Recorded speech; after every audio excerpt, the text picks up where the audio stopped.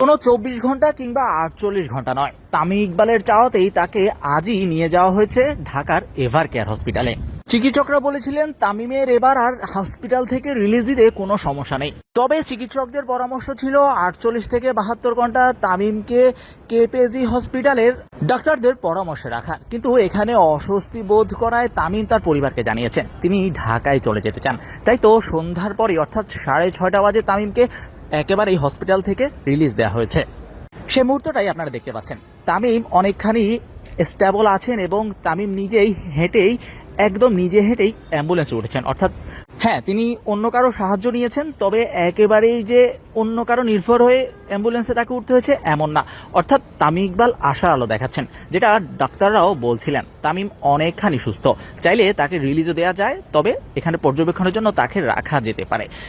কিন্তু তামিমের মন অবশ্য ভিন্ন কথা বলছিল। তিনি চাইছিলেন তাকে যেন হসপিটালে নিয়ে যাওয়া হয় ঢাকায়, এবং সেটা এভার কেয়ারে। তাই তো এভার কেয়ার থেকে সন্ধ্যার আগেই চলে আসে অ্যাম্বুলেন্স এবং তামিমকে সেটাতে করে নিয়ে যাওয়া হয়।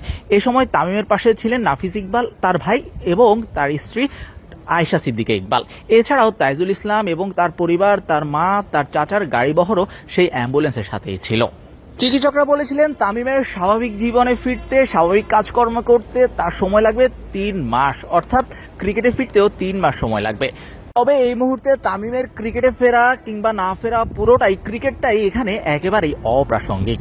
কেপিজিতে নিজের অস্বস্তি এবং বেটার রিকভারির জন্য তামিম নিজেই বলেছেন তাকে যেন এভার কেয়ারে নিয়ে যাওয়া হয়, এবং সেই প্ল্যান অনুযায়ী তামিমকে ঢাকার এভার কেয়ার হসপিটালেই নিয়ে যাওয়া হচ্ছে। এর আগে নিজের এক ফেসবুক পোস্টে যারা গতকাল থেকে তামিমের জন্য দোয়া করেছেন, তামিমের পাশে ছিলেন, প্রত্যুৎপন্নমতি দেখিয়ে তামিমকে এখানে ভর্তি করিয়েছেন, তামিমের জন্য সঠিক সব সিদ্ধান্ত নিয়েছেন, তাদেরকেও ধন্যবাদ জানাতে ভুলেননি তামিম ইকবাল।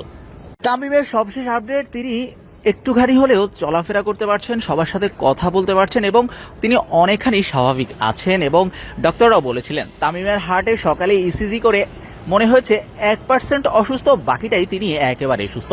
এমন তামিমই সবার প্রত্যাশা। তামিম দ্রুত রিকভার করবেন, 22 গজে যেভাবে লড়েছেন এখানেও সেভাবে লড়াই করে আবারও তামিম ফিরবেন, সেটাই প্রত্যাশা সবার। শাহরিয়ার শাওন, মিডফিল্ড।